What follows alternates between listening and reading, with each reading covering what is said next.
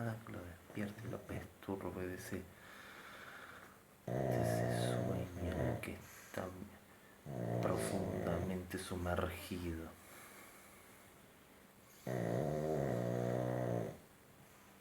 Su vida es puro surrealismo de los sueños.